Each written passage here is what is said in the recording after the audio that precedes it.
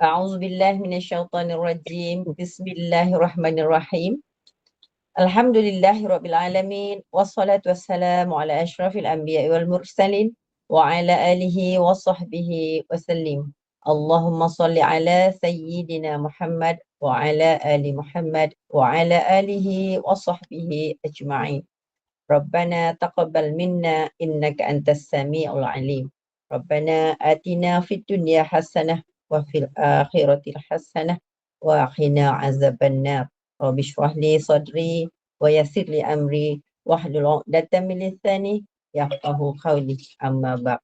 Assalamualaikum warahmatullahi wabarakatuh. Salam sejahtera, salam ukhuwah pada Al-Fadhil Ustaz dan semua jemaah pencinta ilmu yang dipilih Allah untuk duduk dalam majlis ilmu yang barakah pada malam ini. Moga amal kita ini menjadi ibadah yang dirahmati Allah. InsyaAllah. Amin. Kuliah kita ini daripada saluran Google Meet Gema Nur Iman yang dipimpin oleh yang dihormati Puan Hajah Rosniati binti Mansur dan ditadbir urus oleh Ahli Jawatankuasa Gema Nur Iman.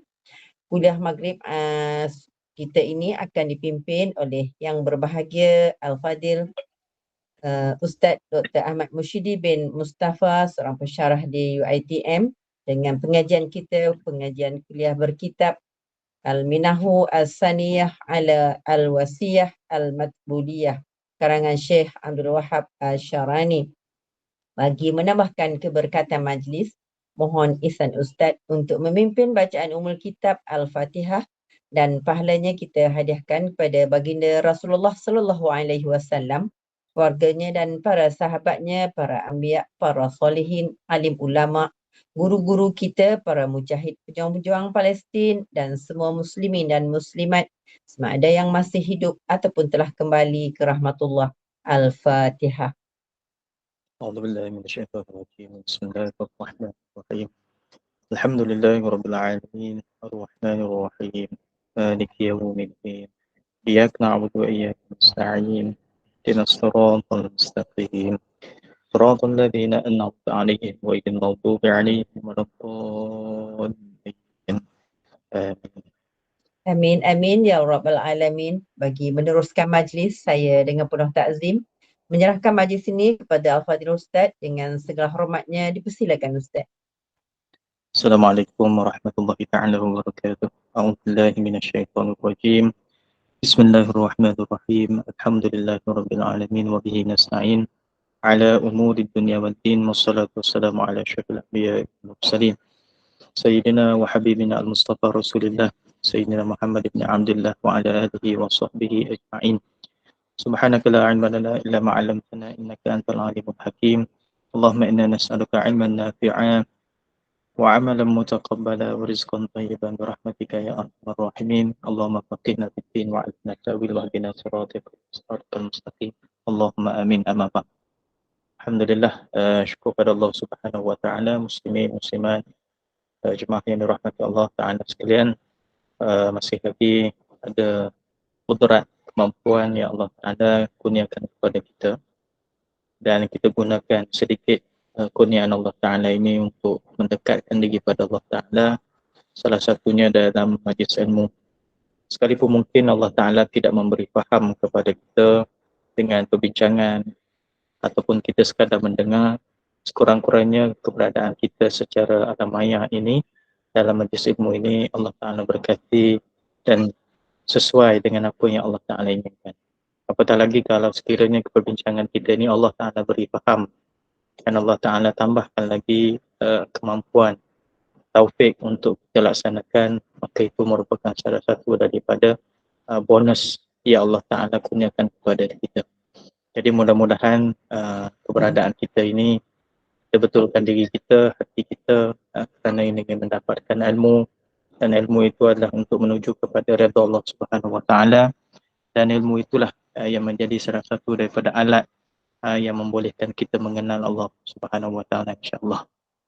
Tuan-tuan yang rahmat Allah taala sekian, kita sambung sambungan kitab kita, masuk pada muka surat 50, dan insya-Allah kita masuk kepada topik perbincangan yang baru, tajuk baru, iaitu mujahadah nafsu ataupun mujahadatun nafs. Ini satu perbincangan yang wajib adalah dalam perbincangan ilmu tasawuf, ya. Ilmu dalam kita mengislahkan hati kita, mengelokkan hati kita secara langsung, dia akan memberikan kesan untuk kita mengelokkan diri kita.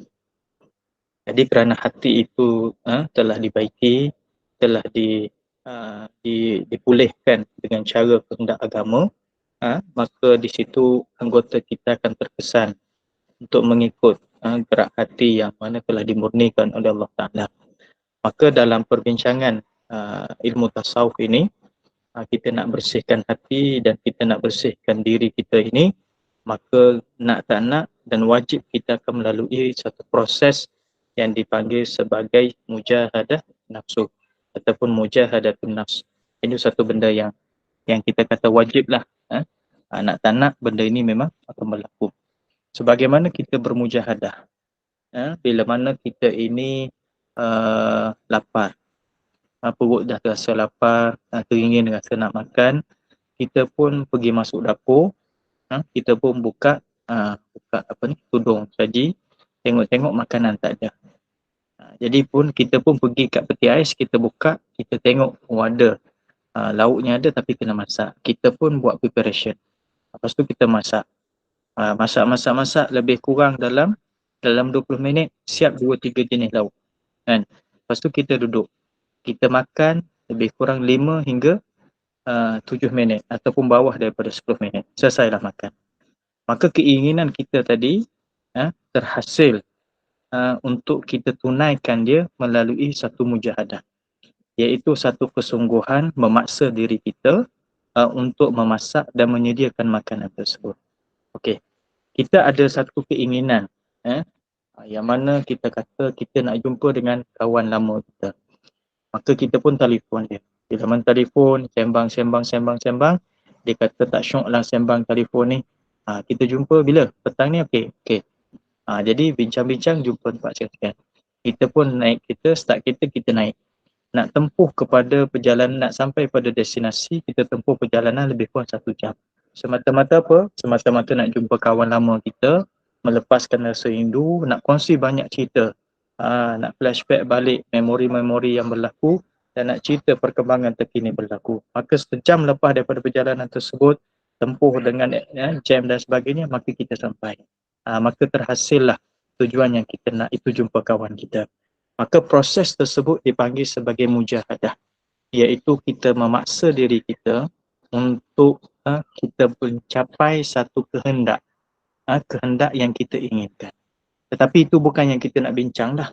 Sebab itu kadang-kadang kehendak yang kita tunaikan, kita terpaksa mujahadah, dan kita paksa mujahadah kerana kita nak tunaikan mungkin kehendak nafsu kita, ataupun mungkin keinginan tersebut tidak menepati 100% daripada kehendak syarak, walaupun dia tidak salah.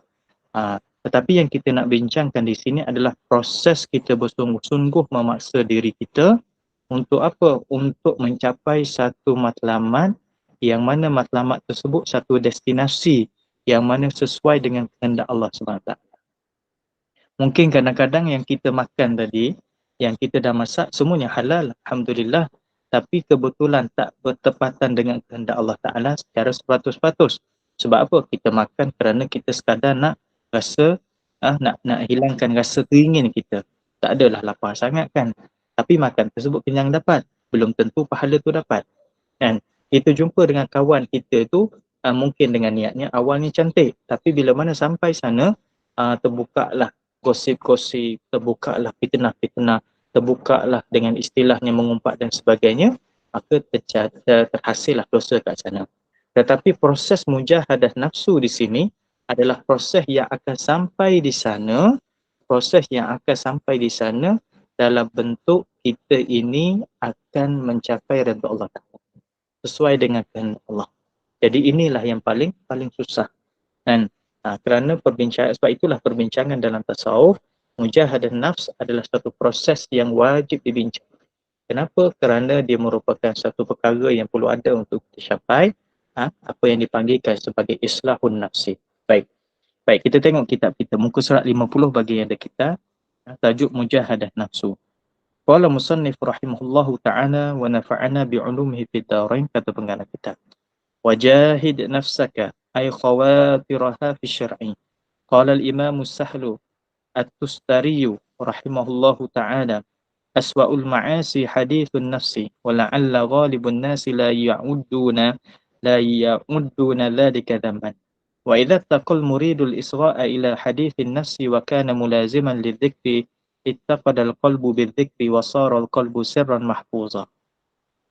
Kata pengarang kitab, dan hendaklah kamu kalahkan nafsumu. Jahid, mujahadah, jahada yujahidu, mujahadatan. Itu kaedahnya dalam bahasa Arab. Maksudnya kita diterjemahkan di sini, kita kalahkan nafsu kita. Jahid nafsak. Itu mujahadah nafsu, bermaksud kita mengalahkan nafsu kita. Itu dengan bahasa yang senang kita faham. Kalau kata istilahnya kita huraikan dengan cara yang lebih panjang, mungkin kadang-kadang tak sampai apa yang kita nak inginkan. Jadi pengarang kitab ini, penterjemah di sini, dia terjemahkan dengan satu bahasa yang senang kita faham.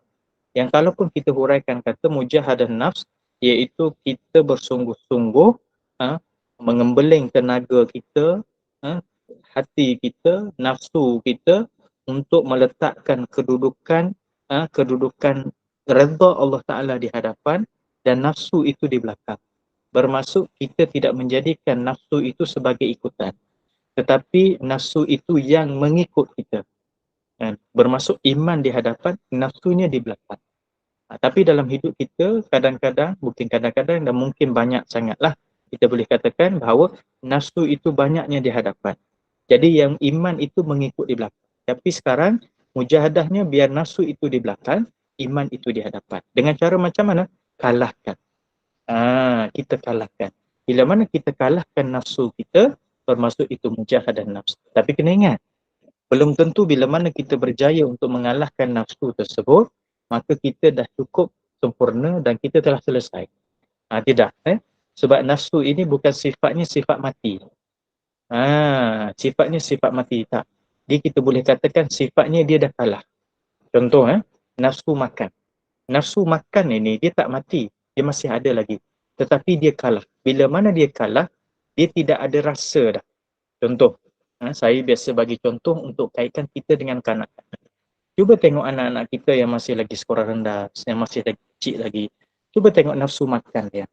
Nafsu makan dia apa dia? Benda-benda manis, gula-gula, aiskrim, jajan dan sebagainya. Benda-benda yang sedap kalau kita kata. Tapi kenapa kita sekarang ini, yang peringkat umur kita ini, yang meningkat ini, ikutlah umur berapa, kita tak ada sangat nak ambil benda tersebut. Walaupun terasa, tapi kalau tak ada pun, tak ambil pun tak ada masalah. Kan? Tapi budak ni, kanak-kanak ni, kalau sekiranya dia nak aiskrim, dia minta juga. Kadang-kadang nangis-nangis pula. Kan? Kenapa? Kerana itulah kita pada masa dahulu. Kita pada masa dahulu, yang menangnya adalah nafsu, kehendak kita. Jadi sekarang, nafsu tersebut dah tak ada dah. Jadi kalau kita tak boleh makan aiskrim tu tak ada masalah. Sebab apa? Sebab nafsu itu kalah. Tapi dia ada tak? Ada. Dia bukan sifat mati. Dia bukan sifat mati tapi dia kalah. Sebab tu dikatakan, dan hendaklah engkau kalahkan nafsumu. Baik. Iaitu lintasannya pada syarak. Ay khawatiriha fi syar'i. Apa saja lintasan-lintasan yang mana berlaku dalam diri kita. Lintasan dalam diri kita ni banyak. Khawatir. Banyak benda yang mana melintas. Sama ada lintasan tersebut adalah lintasan yang mana sesuai selari dengan kehendak agama, ataupun lintasan tersebut tidak sesuai dengan kehendak agama. Dan biasanya lintasan tersebut adalah lintasan nafsu. Lintasan nafsu kita. Maka kita kalahkan dia. Maka kata Imam Sahal Tustari, Imam Sahal As-Tustari, dia mengatakan maksiat yang paling buruk adalah lintasan hati. Maksiat yang paling buruk adalah lintasan hati. Ini daripada sudut pandang cara ahli sufi. Ahli sufi. Kalau kita pandang daripada sudut syariatnya, yang paling besarnya adalah kita syirik pada Allah Ta'ala. Okey, na'udzubillah lah. Lepas tu ada lagi dosa-dosa lain yang besar-besar kan. Okey. Tetapi sekarang ahli sufi ini, kita dah tak bincang dah dosa besar. Daripada apa yang Nabi SAW sebut. Sebab apa? Sebab kita dah mengelakkan diri kita daripada dosa-dosa besar tersebut. Syirik pada Allah Ta'ala, derhaka kepada ibu bapa, minum arak, berzina dan sebagainya. Itu dosa-dosa besar dah ditinggalkan. sekarang mencari satu lagi proses membentuk diri kita, apa saja dosa yang mana berlaku dalam hati kita yang kita sekarang tidak nampak, sekarang itu pun adalah perbahasan yang dibahas oleh ulama sufi atau ulama tasawuf. Maka kata Imam Sahal Al-Tustari, antara benda yang paling maksiat sekali adalah lintasan hati kita. Kenapa? Lintasan hati kita, perasan tak? Saya bagi contoh, dan contoh ni biasa saya pernah bagi. Kita bawa kereta. Bila mana kita bawa kereta, kita nak laju, kita nak cepat. Tiba-tiba kereta depan tu perlahan. Apa yang berlaku lintasan dalam hati kita? Cuba ingat. Rasa kita semua dah tahu dah. Kan? Sama ada yang keluar daripada, tak keluar kat mulut, tapi dia keluar kat dalam hati. Tapi kalau kat keluar mulut, sampai keluar pada mulut tersebut, bermaksud nafsu kita telah menang lah. Kan? Tapi dalam mana ini, kalau sekiranya masih lagi berlaku, maka itu adalah kemenangan bagi nafsu juga. Cuma cara menang nafsu tersebut hanya pada pikat dalaman. Tapi kalau dah keluar daripada mulut kita, apa yang berlaku dalam hati kita, itu memang menang besarlah nafsu pada masa tu. Kan? Jadi lintasan yang ada tu, maka kita kata macam ni, macam ni, macam ni, macam ni. Kan? Ataupun kita nampak satu benda ni, kita terus mengatakan macam ni. Kita sangka buruk macam ni. Hati kita letak macam ni, macam ni, macam ni. Itu adalah lintasan hati.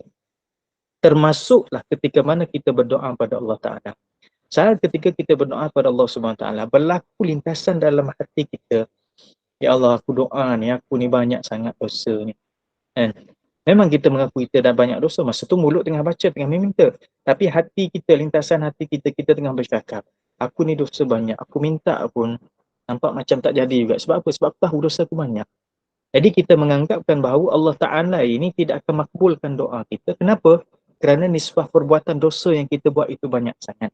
Maka di sana kata ulama, hati-hati, takut-takut ada sangka buruk pada Allah Ta'ala. Itu pun satu perbincangan lintasan hati yang perlu kita mujahadah.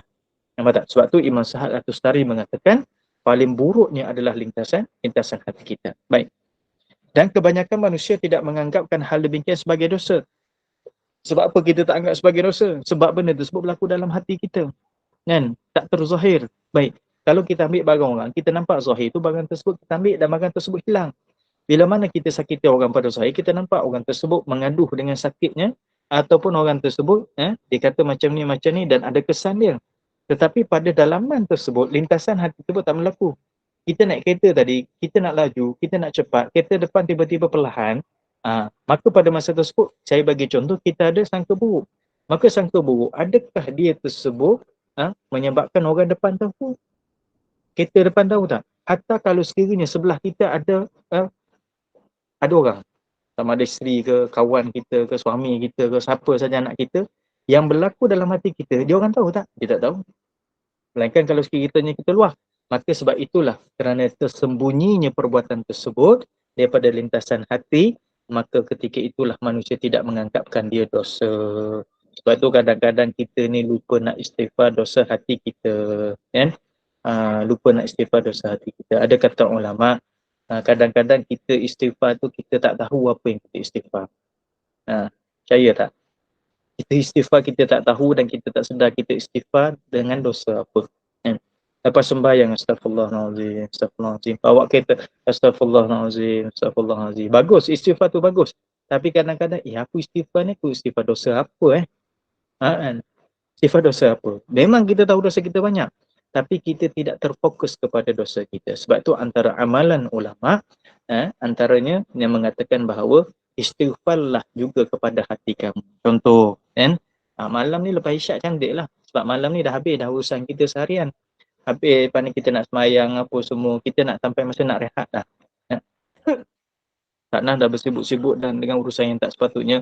Kita mungkin dah kurang muamalat dengan orang dan sebagainya. Sambil-sambil nak tidur terus lepas sembahyang. Istighfar, antaranya istighfar pada hati kita. 10 kali astagfirullahaladzim, astagfirullahaladzim. Bayang apa dia?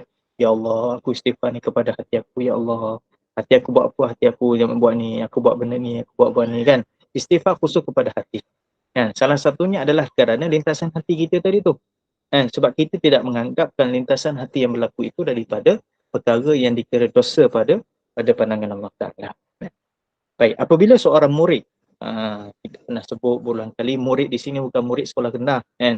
Murid ini adalah orang yang menuju kepada Allah Ta'ala. murid istilah orang yang menuju pada Allah Ta'ala ini memelihara diri daripada mengikut lintasan hati.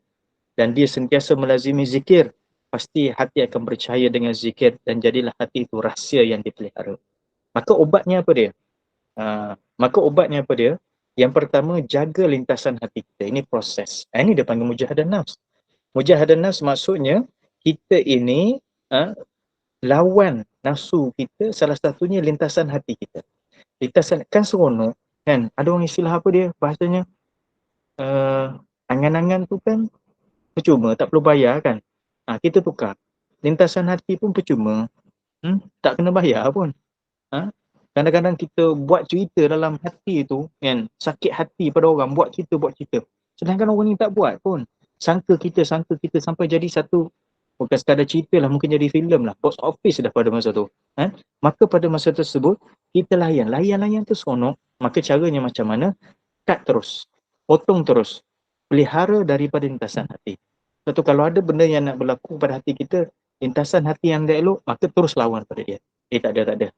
Astagfirullahalazim, lawan terus. Kata tak ada, dia tak buat macam tu. Tak ada, dia baik macam tu. Memang dia tak baik, tapi kebetulan kita nak sangka buruk pada masa tersebut, memang dia tak ada buat pun benda tu, kita tak, dia baik ni. Kita lawan. Itu cara pertama. Yang lawan ini bukan 2-3 hari, bukan seminggu 2, bukan sebulan 2 bulan, kan?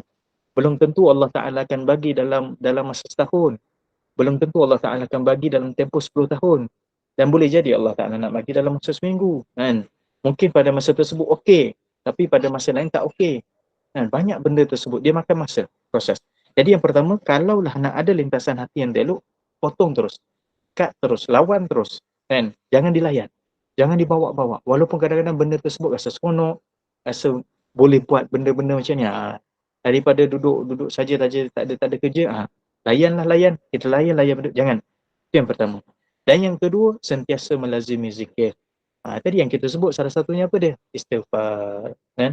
Bila mana kita istighfar, bila mana kita berzikir, maka benda tersebut akan memberi kesan kepada kita duk lawan lintasan hati tadi. Bermaksud sekarang, seumpama macam ni, kita potong perjalanan lintasan hati kita, yang mana dia nak teruskan, dia nak kaya lagi, dia nak sangka buruk lagi, dia nak buat benda-benda ni, kita potong, kita cut terus. Maka pada masa tersebut kita top up lagi dengan apa ni, support dengan zikir pula. Yang kita lawan tadi bawa dengan zikir membantu kita, seumpama macam tu. Kalau kita tolak kereta seorang tak larat, tiba-tiba ada orang mari tolak belakang, maka jadi kuat, maka kita tu bergerak, macam itulah. Jadi bila mana kita potong daripada lintasan hati kita yang kering benda yang tak elok, maka support dengan zikir. Maka sebab itulah Imam Nawawi rahimahullah ta'ala sebut, dia mengatakan bahawa zikir ini ada 2. Yang pertama zikir jahar, yang kedua zikir khafi. Dan semua ini perbahasan para ulama. Seperti kata-kata Imam Nawawi lah, salah satunya. Zikir jahar ni yang kita ungkapkan dengan lisan kita. Zikir khafi, zikir yang tersembunyi ini adalah zikir yang berlaku dalam hati kita. Jadi salah satunya kita relate kepada istighfar tadi. Bila mana kita istighfar dengan lisan kita, untuk hati kita, astagfirullahalazim, mulut kita beristighfar, dalam masa yang sama hati kita beristighfar juga, kan? Dan kita tambah lagi dengan zikir-zikir khafi yang lain, antaranya dengan sebut Allah, la ilaha illallah dan sebagainya. Itu ada perbahasan zikir khafi. Maka bila mana benda tersebut dilazimi, sebab tu dia kata istilah melazimi. Bila mana dia melazimi, mulaziman li zikri, melazimi dengan zikir, hati akan bercahaya dengan zikir tersebut. Dan barakah daripada zikir tersebut, maka hati kita akan bercahaya. Cahaya daripada sudut mana? Cahaya daripada sudut kebaikan. Jadi seumpama lintasan-lintasan yang tak elok tersebut dia dah tenggelam, dan dia dah jadi duduk belakang. Dia dah kalah dah. Kenapa? Kerana kita mujahadah dengan nak lawan dia, dan kita mujahadah dengan zikir. Kita mujahadah dengan zikir tadi. Itu perbahasan mujahadah nafs. Kita mujahadah nafsu kita ini dengan cara kita mujahadah juga dengan lazimi dengan zikir tadi. Ia menyebabkan akhir sekali hati kita akan bercahaya. Jangan dia bayangkan cahaya tersebut dengan cahaya cara fikir kita logik ini. Yang pertama, cukup kita katakan hati yang ada pada tubuh kita pun kita tak tahu macam mana keadaannya. Betul kan? Oh tak, bentuk dia hati ni macam ni. Tak, realitinya hati seseorang adakah dibentuk sama? Adakah saiznya confirm sama 100%? Belum tentu kan? Itu kena tanya doktor pakar lah kan. Tapi kalau keluarkan tersebut, dia punya bentuk dia mungkin ada sedikit berbeza. Urat-uratnya ada sedikit lain-lain. Bermaksud kita pun tak tahu macam mana kedudukan hati kita. Itu jantung kita kat situ. Maka apatah lagi bila mana dia bercahaya. Konsep cahaya itu adalah cahaya bukan dengan cara cahaya yang kita fahami secara zahir ini. Kan? Dan jadilah hati itu rahsia yang dipelihara. Sir. Satu rahsia yang dipelihara, itu dipelihara oleh Allah SWT. Maka ini satu proses lah. Kan? Satu proses. Yang bukan proses yang senang kan. Tapi bila mana kita kata proses ini bukan senang, susah, makan masa, kan? Kita jadi malas. Bermaksud kita dah situ dah. Kita tak nak kalahkan nafsu kita. Kan? Kita tak nak kalahkan nafsu kita. Kan? Tapi kalau benda yang sesuai, selari dengan kehendak nafsu, kita jadi sehat kan? Kita jadi semangat. Kadang-kadang. Cuba tengok. Tapi kalau benda tersebut nafsu tak nak, tapi iman kata kena buat. Punyalah malas, lembiknya kita kan, tak terasa nak buat banyak cabaran. Itulah dia panggil mujahadah kita. Kan? Mujahadah ni kena bersungguh-sungguh. Kan? Sebab tu kalau orang nak berjaya, kan ada student, pelajar-pelajar masuk dalam peperiksaan, bila mana dia bersungguh-sungguh, insyaAllah dia berjaya kan. Itu kaedah bahasa adatnya. Tapi kalau tak bersungguh-sungguh, bahasanya kurang berjaya ataupun tak berjaya. Maka samalah, kita bersungguh-sungguh dengan urusan mengelokkan hati kita, nak lawan nafsu kita. Tapi kalau kita tak bersungguh-sungguh, kan, tak ada orang pun rugi, kita lah yang rugi. Kan? Surat 51. وهناك يبعد عنه الشيطان كل البعد وتبعد عن العبد الخواطر الشيطانية ولا يصير معه إلا خواطر نفسانية وحينئذ يسعى في قطعها وإتقانها بميزان العلم فاعلم ذلك يا أخي. Di saat itu nanti, bila saat hati kita bercahaya dan juga telah menjadi apa dia? Hati itu menjadi rahsia yang terpelihara, maka syaitan akan melarikan diri daripadanya sejauh-jauhnya. Dan lintasan-lintasan syaitan juga akan menjauhkan dirinya daripada hamba itu. Dan tiada lagi baginya melainkan lintasan-lintasan nafsu. Baik. Kita ini ada dua musuh secara asasnya lah. Yang pertama, musuh di luar daripada tubuh kita, iaitu syaitan. Allah Ta'ala sebut, inna syaitan, apa dia? Ayat dia. Sungguhnya syaitan ni aduwwum mubin, iaitu musuh yang jelas. Allah Ta'ala dah declare dah bahawa syaitan itu adalah musuh kita. Dan dia itu bukan benda yang duduk pada diri kita. Maksud bukan yang sebati dengan diri kita. Tetapi dia boleh bersama dengan kita. Sebab itulah disebut inna syaitana yajri majrad dam. Syaitan ini dia boleh memasuki saluran daripada saluran darah kita. Maka dia boleh masuk dalam tubuh kita dengan cara yang tersendiri. Jangan kita bayang dan kita fikir dengan logik akal. Kita kena berfikir dengan cara fikir ilmu yang mana dibahas oleh perbahasan ilmu Islam. Syaitan ni cara penciptaan dia tak sama dengan cara penciptaan kita. Sama juga dengan malaikat, bukan sebagaimana penciptaan kita, berbeza. Maka itu disebut dalam hadis Nabi SAW. Yang kedua, musuh kita adalah nafsu. Jadi yang pertama, bila mana hati kita telah bercahaya, maka ketika itu antara yang menjauhi hati kita, yang menyebabkan hati itu rosak, yang memberi kesan kepada rosaknya tubuh badan adalah salah satunya adalah syaitan. Syaitan pergi jauh. Kenapa? Kita baca dalam surah An-Nas. Salah satu daripada tugas syaitan adalah waswasu fi sudurin. Memberi waswas. Jadi waswasnya, benda-benda yang tak elok, ragu-ragu, sangka buruk dan sebagainya, salah satunya adalah daripada bisikan syaitan.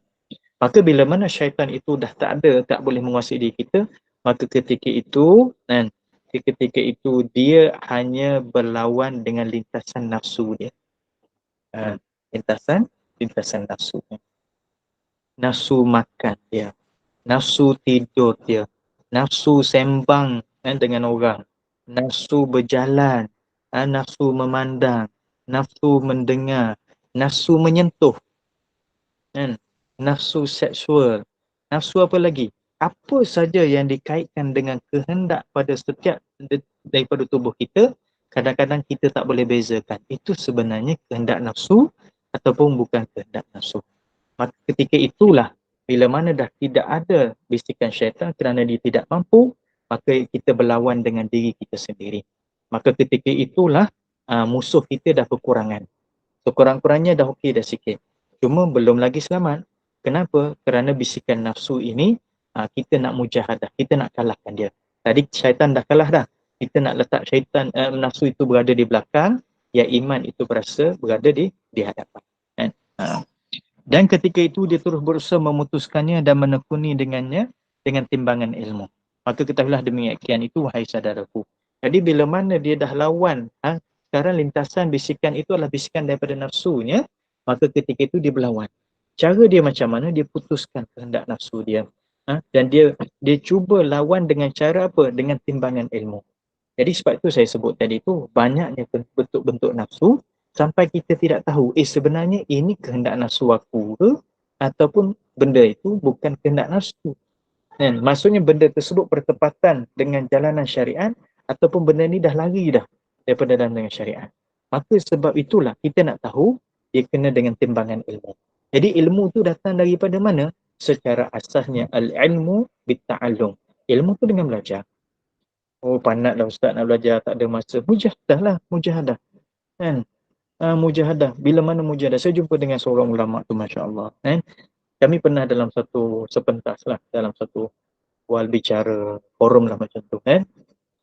Dia cerita antara yang dia buat hari-hari, 1 jam dipastikan. Dia dengar video YouTube. Ada seorang ulama disebut itu yang mengajar berkaitan dengan tafsir. Setiap hari 1 jam dia. Saya fikir Masya Allah, 1 jam ni bagi kita lama kalau majlis ilmu. Tapi 1 jam bersama selain daripada majlis ilmu, sekejap je kan. Itu salah satulah ujian kita. Maka macam mana benda tersebut boleh berlaku? Mujahadah. Mujahadah. Macam mana kita boleh duduk dalam majlis ilmu sekarang? Ini kerana kita ada mujahadah. Tapi adakah mujahadah kita hebat sekarang? Belum tentu lagi. Ini salah satu daripada cebisan mujahadah kita. Jadi antara mujahadah kita adalah mujahadah kita mencari ilmu. Untuk apa? Dengan ilmu itu boleh memandu kita untuk buat timbangan. Ini sebenarnya lintasan daripada nafsu ataupun bukan lintasan daripada nafsu. Macam mana nak bezakan benda tersebut? Maka dia memerlukan kepada timbangan. Baik, secara asalnya ilmu melalui ta'allum, iaitu dengan cara belajar. Yang kedua, ilmu tersebut kadang-kadang diperolehi dengan cara anugerah daripada Allah Ta'ala. Asasnya semua ada anugerah daripada Allah. Tetapi kadang-kadang bila mana kita ini sampai satu peringkat, Allah Ta'ala anugerahkan yang menyebabkan kita tahu ini kehendak nafsu kita ni. Bukan kehendak Allah Ta'ala ni. Kan? Caranya macam mana? Itu anugerah Allah Ta'ala berikan ilmu kepada kita dengan cara kita dapat faham. Asbabnya mana? Tengok. Islam ni dibuat satu benda supaya ada asbab. Kalau tak ada asbab pun tak apa, tak ada masalah. Sebab apa? Allah Ta'ala ni kun fayakun. Dia nak buat jadi-jadilah benda tu. Tapi supaya kita ni boleh berfikir dengan cara waras dan kita anggap benda tersebut okey, sekurang-kurangnya ada tempat untuk bersandar secara dasarnya kita panggil itu usaha. Ini nisbah bagi kita orang awam, maka dijadikan sebagai sebab. Macam mana dapat ilmu tadi yang Allah Ta'ala bagi? Salah satunya sebab kerana kita beramal dengan ilmu-ilmu lain yang telah kita dapat. Kita belajar suatu ilmu, kita beramal. Jadi Nabi SAW kata, bila mana seorang itu beramal dengan ilmu, maka Allah Ta'ala berikan kepada ini ilmu lain yang tidak melalui proses pembelajaran. Mungkin sebab apa? Sebab kita ini dapat satu ilmu, dan ilmu itu adalah ilmunya sunat kita bagi salam. Jadi kita pun cuba amalkan. Masuk rumah kita bagi salam. Sebelum ni tak pernah kan? Atau jarang-jarang. Istiqamah. Masuk rumah bagi salam. Sampai pejabat bagi salam. Selisih dengan kawan. Salam. Kita cuba amalkan sesuai dengan kehendak agama.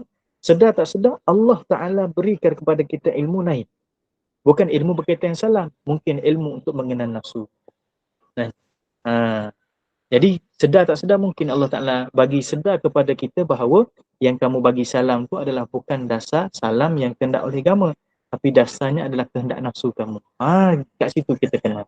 Nampak ada kaitan tak? Boleh jadi Allah Ta'ala macam mana salam boleh disebabkan bagi salam itu ada unsur-unsur kehendak nafsu, iaitu kita nafsu, kita nak supaya orang kata kita ni orang yang baik, kita ni orang yang suka bagi salam. Itu kehendak nafsu dah tu.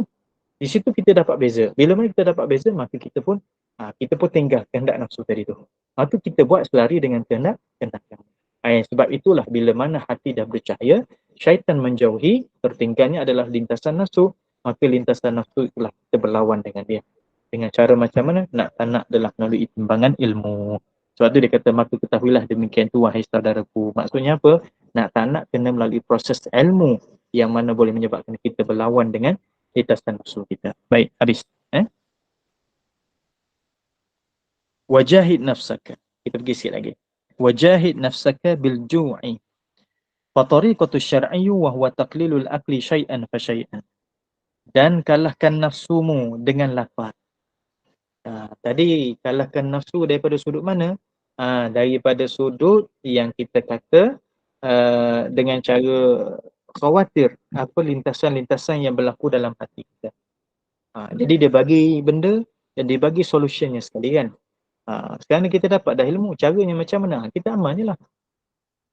Jadi tak jadi, itu bukan kerja kita. Itu kerja Allah Ta'ala. Yang kata, ya Allah, aku dah lama dah lawan nafsu, ya Allah. Aku zikir pun hari-hari, ya Allah. Macam ni. Jangan kita mengeluh, tapi kalau mengadu, tak apa. Kan? Mungkin Allah Ta'ala tak nak bagi lagi. Allah Ta'ala nak bagi bila? Allah Ta'ala nak bagi dalam tempoh-tempoh yang tertentu. Hanya Allah Ta'ala maha mengetahui. Sekarang kata pengarang kitab, mujahadahlah, kalah nafsumu dengan apa? Dengan berlapar. Rupa-rupanya salah satu daripada nafsu kita ini dia akan kalah dengan cara kita ini lapar. Duduk dalam keadaan lapar. Dan fatariqatu syar'iyyu wa huwa taqlilul akli fa syai'an fa syai'an.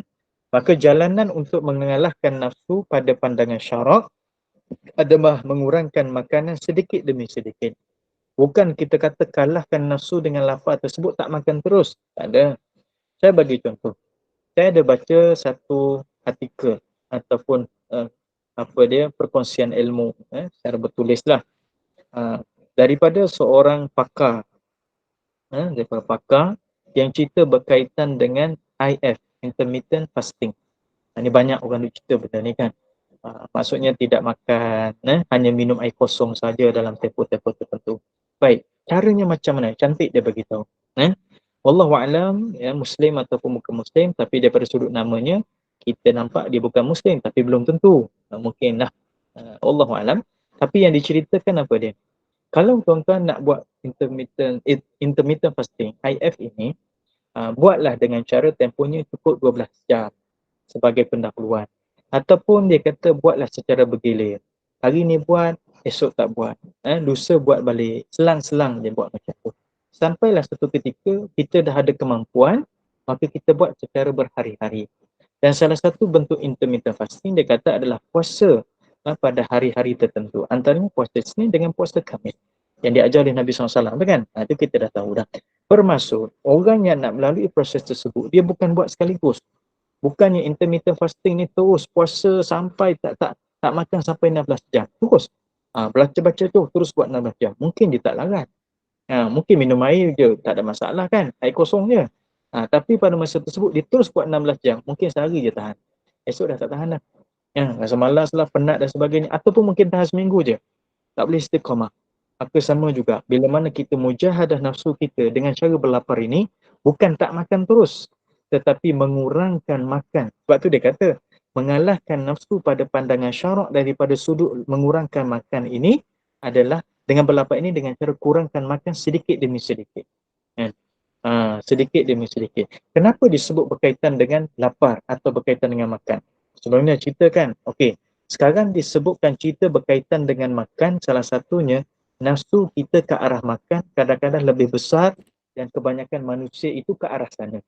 Sebab itu salah satu daripada nikmat syurga yang Allah Ta'ala sebut dalam Quran dan sebut dalam hadis Nabi SAW adalah nikmat makan. Kenapa? Sebab kita suka makan. Seronok dengan makan. Terhibur dengan makanan. Kadang-kadang tak makan pun tak apa. Seronok kita rasa, kita tengok makanan tersebut. Semuanya pandangan nafsu. Maka ketika itulah kita bersedar, punya aku ini berjalan di atas nafsu yang seronok makan. So cara kawannya macam mana? Kita berlapar. Okey, siapa buat contoh? Saya rasa contoh ini tuan-tuan, kita biasa berlaku dan pernah berlaku dalam kehidupan kita. Puasa dalam Ramadan, insya-Allah. Panjang umur Ramadan dah tak lama. Rejab, Syaban, Ramadan. Bulan 3 insya-Allah. Bulan 3 bulan 4 kan, jumpa dengan Ramadan balik. Panjang umur insya-Allah, mudah-mudahan boleh beramal balik. Baik, perasan tak awal-awal kita dalam bulan Ramadan penat. Masa buka puasa tu rasa macam banyak benda nak. Dan kita mungkin kaum ibu ni kadang-kadang dia seronok masak. Dia seronok masak. Sebab apa dia seronok nak bagi makan? Baguslah kan? Tapi lama-lama masuk minggu yang kedua, minggu yang ketiga, cuba tengok prestasi makanan kita dan prestasi makan kita. Beza tu prestasi makanan kita dan prestasi makan kita. Makanan kita mungkin dah tak ada dia punya yang pelik-pelik, yang biasa-biasa sahaja. Makan pun tak bersungguh-sungguh sangat. Tak adalah nampak ialah beria-ria sangat, biasa-biasa kan. Kenapa? Kerana kita dah melalui proses berlapar. Kan? Dikurangkan sikit yang menyebabkan nafsu itu terkalah. Tapi sayangnya kita menangkan dia balik pada 1 dan 2 Syawal. Terpaksa menangkan. Sebab apa? Kan Syawal tu makanan yang banyak. Terpaksa kita menang. Kan? Jadi nafsu menang balik. Kan? Iman kalah balik. Kan? Baik, maka cara untuk kita berlapar ini dengan cara macam mana? Kurangkan. Sedikit demi sedikit. Kalau biasa makan sehari itu 4 kali, jadikan 3. Kan? Kalau biasa makan nasi tu kalau makan mesti tambah, jangan tambah dan kurangkan sedikit. Proses lah. Mungkin benda tersebut berlaku dalam tempoh bertahun-tahun. Tak apa, tak ada masalah. Baik, wa qaddimal jum'a ala ghairihi li'annahu mu'zamu arkanit tariq wa li'annahu laysa lin-nafsi fi bidayati amriha syai'un asra'u linqiyadiha min al-ju'i li'annahu mudillul muluki fadlan an ghairihim wa li'annahu yahullu min al-ajza'i at-turabiyyah wal ma'iyyah biqadri ma yakunu qayasful qalbu wa li'anna baqil arkan taba'un lahu bil khasi wa li'anna khawatiran nafsi la tad'ufu illa bihi. Didahulukan lapar berbanding yang lain.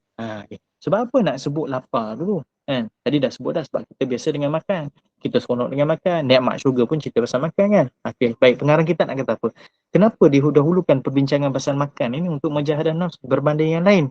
Kerana ia merupakan rukun terbesar bagi jalan ini. Dan kerana tiadalah bagi permulaan nafsu sesuatu yang paling cepat untuk menundukkannya berbanding lapar.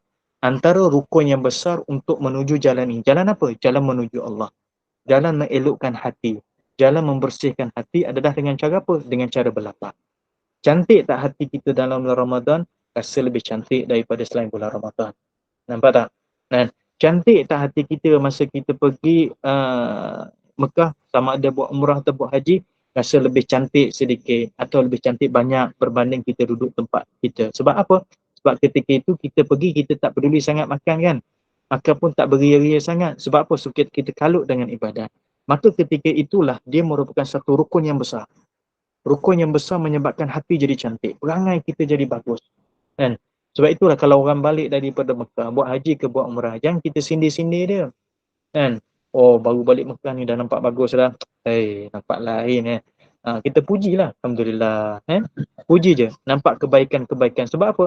Sebab dia telah melalui proses tersebut. Salah satu proses apa dia? Proses berlapar tadi.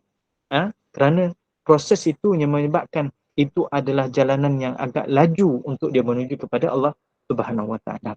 Itu dimasukkan dengan rukun terbesar dalam jalan ini. Jalan menuju kepada Allah dan redha Allah Taala dan juga jalan untuk membersihkan hati kita.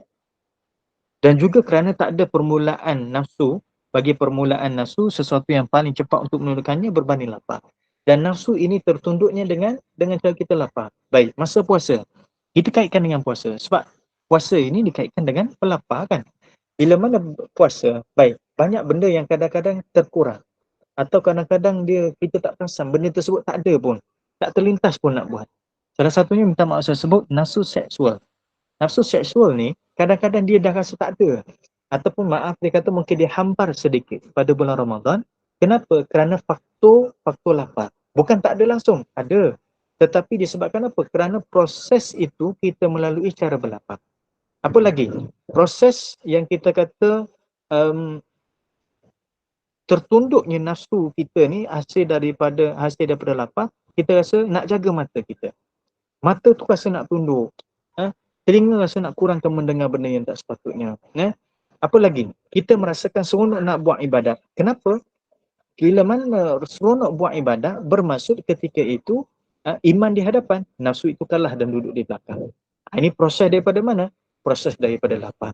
Proses lapar itu adalah apa? Itu adalah mujahadah nafs. Ya? Baik, kerana ia mampu menghinakan para raja. Ini kan pula rakyat biasa. Ini istilahnya apa dia? Raja dalam hati kita, dalam tubuh kita adalah hati.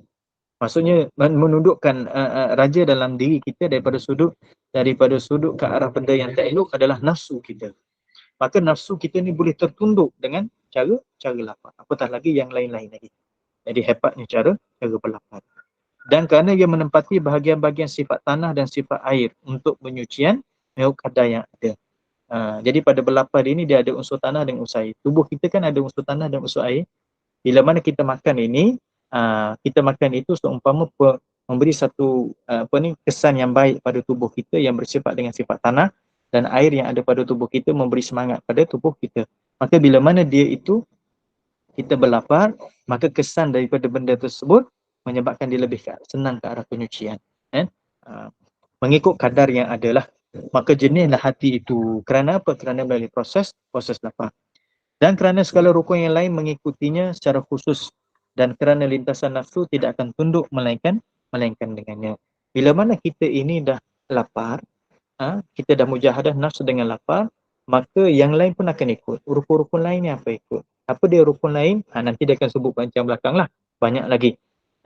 Daripada sebab yang kita buat tersebut, dia terkesannya hasil daripada lapar. Sebab itulah, dalam proses kita nak bentuk hati kita, kurangkan makan. Itu kaedah dia, kurangkan makan. Sebab itulah, kalau kita baca banyak hadis Nabi SAW, cerita-cerita berkaitan Rasulullah ini bukannya miskin. Rasulullah kaya. Tapi Rasulullah ini, dia berlapar itu kenapa? Kerana itu proses yang Nabi nak ajar. Kalau kamu nak jadi baik pada pandangan Allah dan kamu nak kalahkan nafsu, salah satunya dengan cara berlapar. Nabi nak makan hebat-hebat boleh tak? Boleh sangat. Lebih daripada boleh. Nabi bagi tahu je sahabat. Sampai terus. Contohlah. Kalau kita ni, kalau dulu kat kampung ni panggil apa? Tok Pengulu lah kan? Tok Pengulu ke imam ke, sebut je. Saya rasa hari ni saya nak makan benda ni dah. Oh, rakyat dia turun bawa bagi makan ni. Ini bukan Tok Pengulu ni, bukan imam ni. Ini manusia yang paling, makhluk yang paling terbaik sekali. Dia minta apa saja, benda tersebut boleh terhasil. Tapi dia tak minta. Kenapa? Nak mengajar umatnya. Salah satu macam mana? Proses lapar. Proses lapar. Jadi bila mana lapar itu tersebut telah terdidik dalam diri kita, maka kenyang itu, kan lapar itu lawannya kenyang. Kenyang itu akan tersisih. Kenyang itu tersisih. Bukan tak makan. Hati-hati jangan tak makan. Kalau kita tak makan sampai memudaratkan, kita berdosa. Makan juga macam biasa.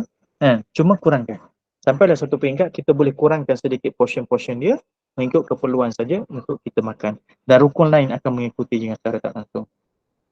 Dan kerana lintasan nafsu tidak akan tunduk melainkan dengannya. Lintasan hati kita juga akan tertunduk. Nafsu kita ni tak akan terfikir dah benda-benda yang tak elok. Sebab apa? Sebab lapar. Malah dah fikir serabut kepala. Sebab apa? Perut lapar. Nampak tak? Perut kita lebih menang pada masa tu. Sebab apa? Sebab lapar. Masa bulan puasa ni dah sembang sabut. Ni perut lapar ni malah nak fikir. Nampak tak? Kadang-kadang kita cakap macam tu. Betul lah. Sebab apa? Sebab perut kita lapar, kita tak nak bersibuk-sibuk dengan benda lain.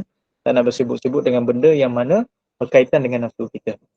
Tapi bila mana kita kenyangkan dia balik, kenyangkan perut, maka nafsu itu dia bangkit balik. Sebab itulah salah satu daripada perkara yang penting adalah kita membiarkan perut kita ini lapar mengikut daripada kadar keperluan dia. Jangan sampai memudaratkan. Yang gastrik dan sebagainya, hati-hati. Jaga. Kalau kita memudaratkan dengan cara yang tak sepatutnya, berdosa pula kita. Wa zakara Syekhul Muhyiddin bi Ibnu Arabi. InsyaAllah kita sambungkan. Ini apa yang disebut oleh salah seorang daripada ulama sufi yang masyhur, iaitu Imam Ibnu Arabi, yang dikaitkan dengan nafsu dan juga berkaitan dengan lapar. Macam kena-kena pula atas kepala kita. Nak buat macam mana? Memang cara dia macam tu kan. Bukan mengata kat siapa. Kadang-kadang yang bercakap tu kena atas diri dia sendiri kan. Kita bukan nak kata apa-apa. Tapi kita nak supaya kita jadi baik. Itu je kan. Sebab tu kita kadang-kadang tu kita fikir dulu masa kita kecil. Apa mak dan ayah ni asyik marah juga. Sekarang kita fikir apa? Bagusnya mak ayah marah. Bagusnya mak ayah rotan dulu. Kalau tak rasa tak jadi orang kan. Sebab masa tu kita tak terfikir. Tapi sekarang kita fikir. Tempoh lama mana kita boleh faham benda tu? Ada 2-3 tahun. Masa tak ada kan. Mungkin berpuluh-puluh tahun. Sama juga kita, kedudukan kita. Kita kata, duk mengata orang pasal apa, sebagainya. Tak kena. Kita fikir, kita lawan. Tapi bila mana kita sampai peringkat tersebut, kita rasa seronok dengan lapar. Kita rasa nafsu kita dah kalah, dah duduk belakang. Iman itu berada di hadapan. Maka kita boleh perasan tak apa yang berlaku sebelum ni. Sebab itulah kita nampak sekarang susah. Sebagaimana dulunya susah, sebab sentiasa kena marah dengan mak ayah, sebenarnya tak boleh. Sekarang kita rasa Alhamdulillah benda tersebut betul. Sekarang kita rasa kena atas kepala, sindir-sindir apa semua. Tapi hakikatnya, betul lah tu. Bila mana kita dah sampai satu peringkat macam tu. Tapi bila kita sampai? Bila kita nak faham? Bila sampai masa Allah Ta'ala nak bagi faham. Bukan kerana pergerakan umur. Bukan kerana pergerakan umur kita. Bukan kadang-kadang pergerakan umur kita pun belum tentu sampai faham. Kerana Allah Ta'ala tak nak bagi faham. Maka usahakan untuk dapat faham tersebut melalui belajar, melalui doa, melalui mujahadah. Sampai masa izin Allah, kehendak Allah Ta'ala nak bagi faham, maka fahamlah kita. Tapi kalau kita tak faham, kan, itu pun kehendak Allah Subhanahu Wa Ta'ala. Tapi kita tetap mengharapkan Allah Ta'ala memberikan faham kepada kita. Mudah-mudahan kita tahu kehendak Allah Ta'ala itu, kita boleh ikut dengan cara sepatutnya. Lebih-lebih lagi dalam mujahadah, insyaAllah.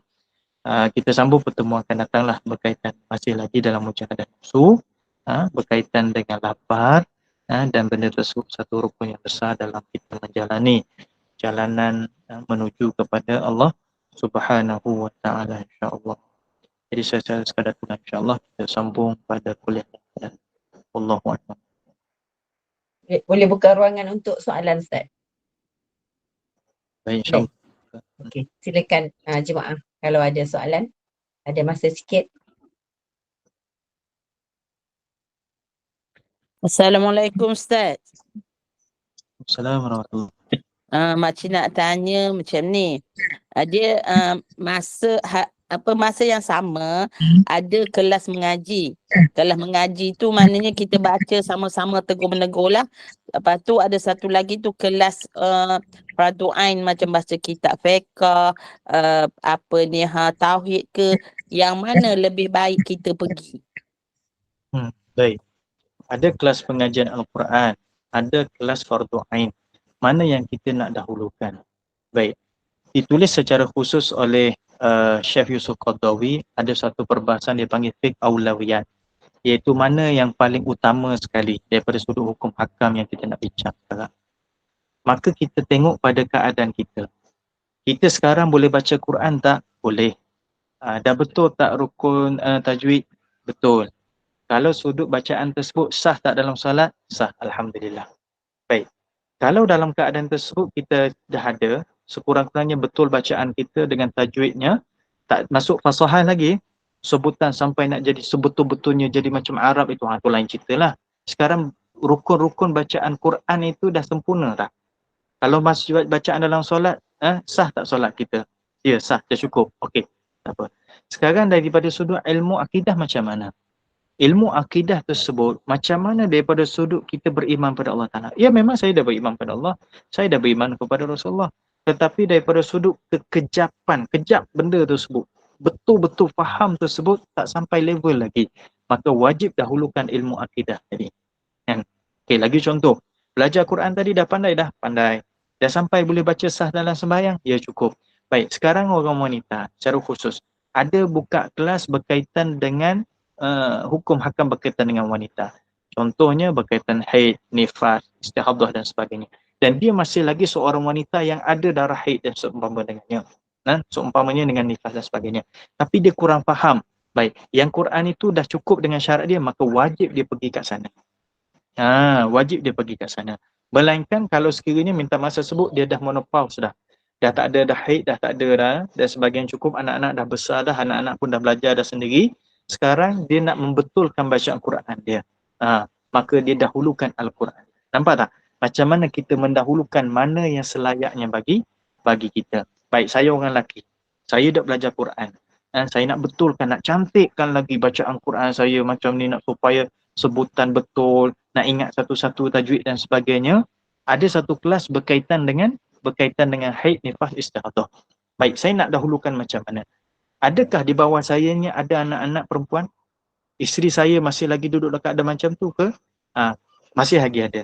Kalau sekiranya dia tanya, saya boleh jawab tak? Saya tak mampu jawab. Saya kena pergi kat sana. Sebab apa? Quran dah saya dah pandai baca dah. Tapi saya kena pergi belajar. Sebab apa? Sebab saya kena mengajar anak isteri saya pula. Nampak tak? Macam mana kita balancekan dua benda tersebut. Allah. Terima kasih Ustaz. Assalamualaikum Ustaz. Assalamualaikum. Disebabkan dah ada tanya yang lain, saya pun nak tanya tentang wuduk sikit, boleh Ustaz? InsyaAllah. Tentang ini, waktu kita ambil wuduk, waktu basuh muka, sambil kita mengangkat air untuk kita usapkan muka kita dengan niat sekali. Ada pendapat mengatakan air yang kena pada sisir rambut di tepi antara pipi dengan telinga tu kan, di sisir rambut kita macam sideburn yang kecil itu dah cukup kena air tu, dah cukup untuk menjadikan basuhan muka kita tu sebenarnya. Tapi ada pula mengatakan kita kena basuh sampai ke ujung rambut kita. Kalau rambut kita panjang sampai ujung. Dekat rambut kita daripada telinga tu sampai ke ujung rambut tu kita kena basahkan. Yang mana satu yang sebenarnya Ustaz? Okay. Baik, bagi orang perempuan yang rambut panjang dan juga orang lelaki yang berambut panjang, yang bahagi sideband dia tu kan kita letak kat telinga ni. Kita sisipkan kat telinga bila mana ambil sembahyang kan. Baik, masa ambil sembahyang macam mana? Ukuran muka daripada gigi rambut di atas sampailah ke bawah dagu, dan di antara anak telinga kanan sampai kepada anak telinga kiri, kita sambunglah. Maka dia terkena bahagian sideband kita tu. Maka pada masa tersebut yang wajib basuhnya kawasan mana? Kawasan tersebutlah. Maka yang panjang tu macam mana? Maka yang panjang itu kata ulama antaranya dalam mazhab Syafi'i, kalau sekiranya kita dah basuh, kalau kawasan ini dia dah basah dah, tak kena dah air, maka yang panjang tak dibasuh masih dah dikira sebagai sah, dah cukup dah. Cuma di atas jalan ihtiyat. Jalan ihtiyat adalah jalan berhati-hati kerana ada khilaf di sisi para ulama. Bila mana kita basuh, maka kita tariklah hujung tersebut macam ni. Kenapa yang mengatakan tak basuh di yang hujung yang panjang tu tak apa? Sebab dia dah lebih daripada kawasan muka. Yang kata basuh tu sebab apa? Sebab dia kata berhati-hati sebab dia masih lagi dalam rambut yang berada pada ruang muka. Itu dah khilaf.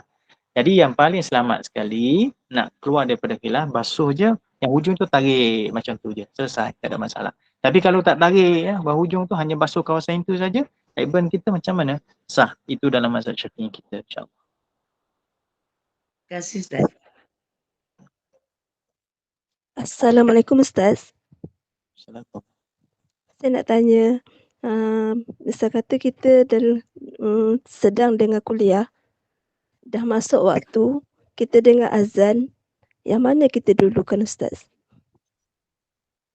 Kuliah kita online lah maksudnya, macam sekarang. Ya?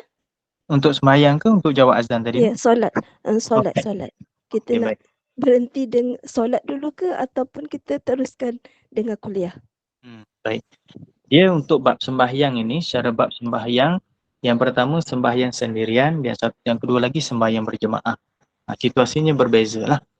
Baik, sekarang kita kata kita lepas daripada sembahyang, kita tengah berkuliah, sama ada kita mengajar, kita tengah belajar, maka tiba-tiba azan. Kita nak pergi sembahyang seorang diri ke?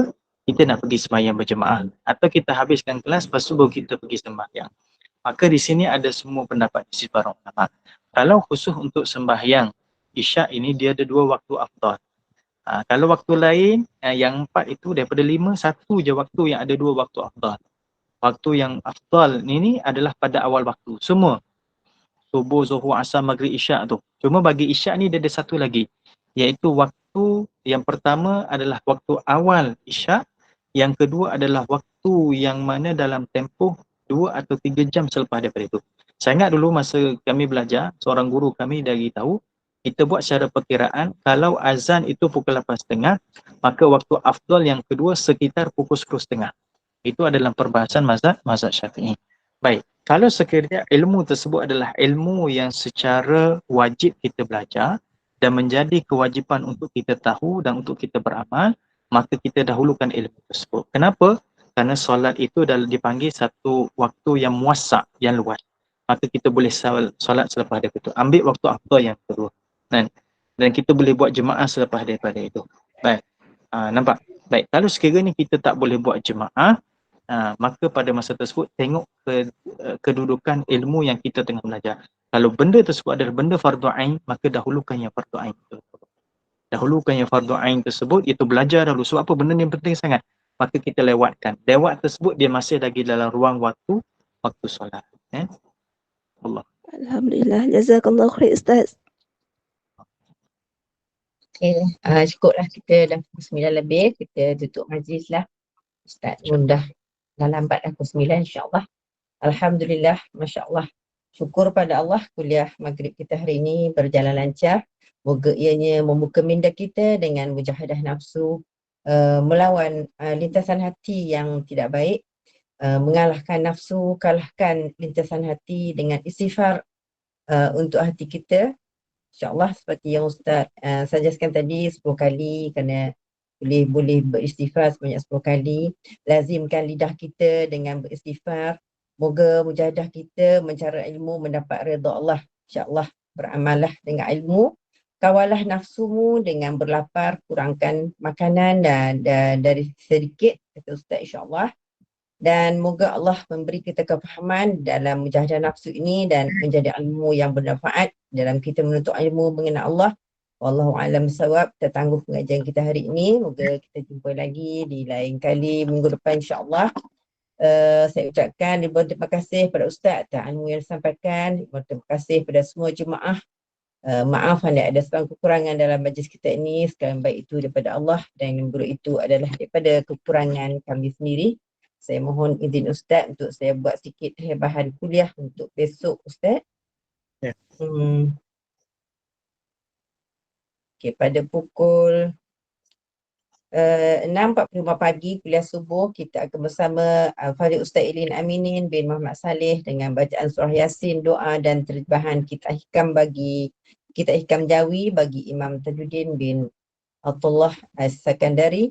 Dan kuliah duha pada pukul 8.15 pagi bersama Ustaz Rushdi bin Ramli Al-Jahari, biografi Agung Rasulullah. Dan pada pukul 10.30 pagi kita ada dengan Ustazah Helen Sukma, kelas hafazan. Pada pukul 5.15 petang bersama Ustaz Ilin Aminin lagi sekali dengan tafsir Al-Quran. Dan kuliah maghrib kita pada pukul 8.15 bersama Imam Muhammad Nazri bin Mustaqim dengan tadabbur surah Al-Imran. Dan kita ada kuliah isyak pada last pada pukul 9.15 malam bersama Ustaz Abdul Hadi bin Johari dengan tafsir Nurul Ihsan jilid 4 surah Al-Insan. Dengan itu saya ucapkan ribuan terima kasih bagi menutup majlis. Saya mohon Ustaz bacakan doa penutup atas kafarah dan surah Al-As, dan saya akhiri dengan wabillahi taufiq wal hidayah. Assalamualaikum warahmatullahi wabarakatuh. Silakan Ustaz. Subhanallahumma bihamdika asyhadu an la ilaha illa anta astaghfiruka wa atubu ilaik. Bismillahirrahmanirrahim. Al-'asrina bis-salati khus ila alladziina amanu was-salihati wa tawassaw bil-haqqi wa tawassaw bis-sabr. Bismillahirrahmanirrahim.